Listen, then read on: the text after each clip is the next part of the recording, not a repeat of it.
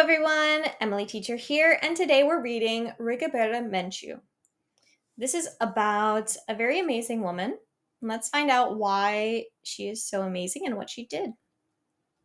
The 400th anniversary of Columbus's famous voyage was commemorated in 1892 with much fanfare throughout North and South America.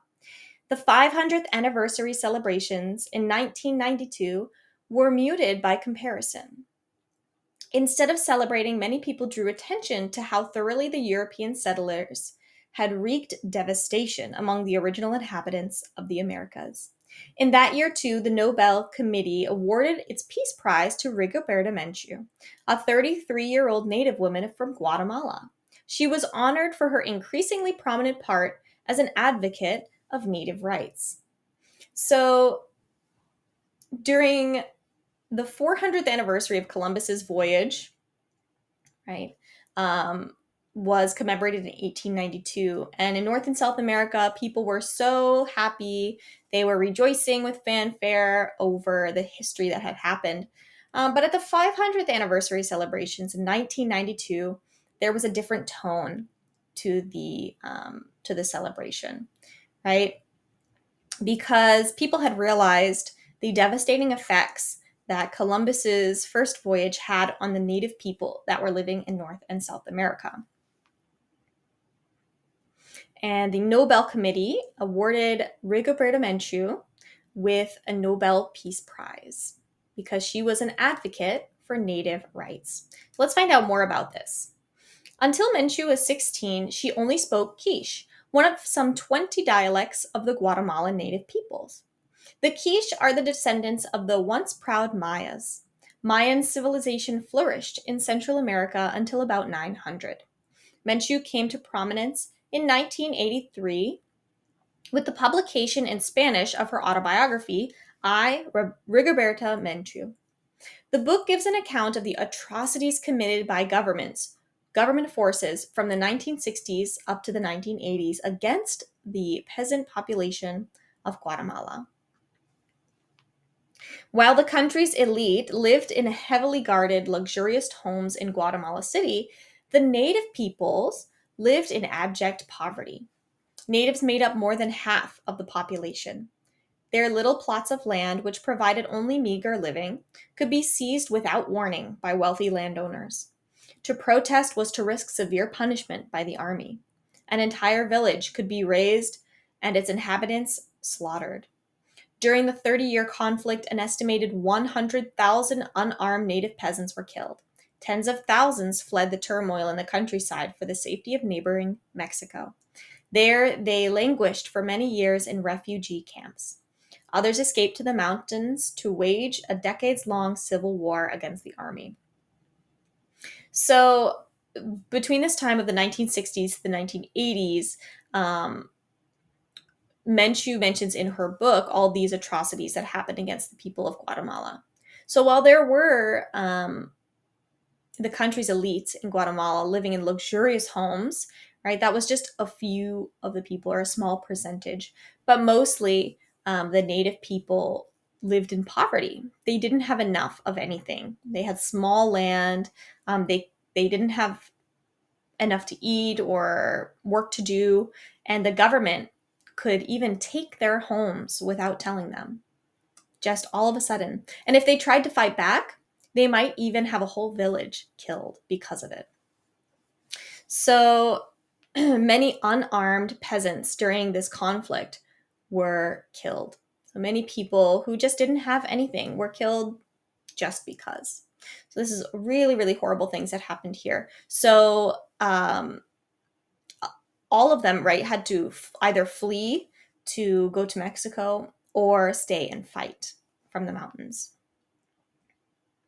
Menchu's own family experienced terrible losses for resisting the army's rigid control of her country. Her father was repeatedly beaten and jailed for organizing non-violent protests. Even though they were non-violent, he was beaten and put in jail. In 1980, he was part of a group that occupied the Spanish embassy in Guatemala City. The goal was to draw attention to the government's flagrant abuses of human rights. During this occupation, the building was set on fire, killing those trapped inside. Later, Menchu's 16-year-old brother, along with 20 others, were abducted and killed by the military. A year later, her mother was abducted by army officers and killed. Her body was left unburied as a dire warning to other troublemakers. So, the Spanish embassy in Guatemala City was being protested against. Right? They wanted to show that the government was not treating humans properly. Right? They were disregarding and abusing human rights by not allowing them to have safe lives or to have their own land. And during the time, this group this nonviolent group occupied the Spanish embassy. The building was set on fire and killed all those who were inside, who were non-violently protesting. Menchu's brother, her mother, were both killed by the army officers, calling them troublemakers. Two of Menchu's sisters joined the armed resistance groups fighting within the country. She herself escaped to Mexico in 1981. From there, she worked to draw the world's attention to the plight of her people. The awarding of the Nobel Peace Prize enhanced enormously her ability to tell her story, both within Guatemala and in the world at large. She used the $1.2 million prize money to further her campaign for peace in Guatemala and the rights of Native peoples throughout the hemisphere. There was one further benefit of winning the prize. As a world-famous figure, she was free to visit her native land without fear of reprisal by government forces. So while her sisters joined the armed resistance groups, she was able to escape, write about what was going on in her country, and she received the Nobel Peace Prize. So with that, there's a lot of money that you get. So with that money, she used it to continue to help the people, the native peoples of Guatemala, to try and help them to get treated as humans, try to help them have more rights, not only in Guatemala, but people throughout that hemisphere. And because of this prize, she was able to revisit her homeland, and the government could not harm her. The 30 years of civil war ended in 1996 with the signing of peace accords between the rebels and the government. However, progress toward their goals outlined in the accord was painfully slow. A great deal of mistrust still existed between the two sides. In February 2004, President Oscar Berger appointed what he called a goodwill ambassador to speed up the process. The person he named to the post was Rigoberta Menchu. So finally, there was peace records that were signed, but there were goals outlined in these records, but the government was very slow to bring them about because there was no trust in the government, right, by the rebels, and there was no trust in the rebels by the government. So it was very slow, but the president there decided to name Rigoberta Menchu as a goodwill ambassador to help move things along.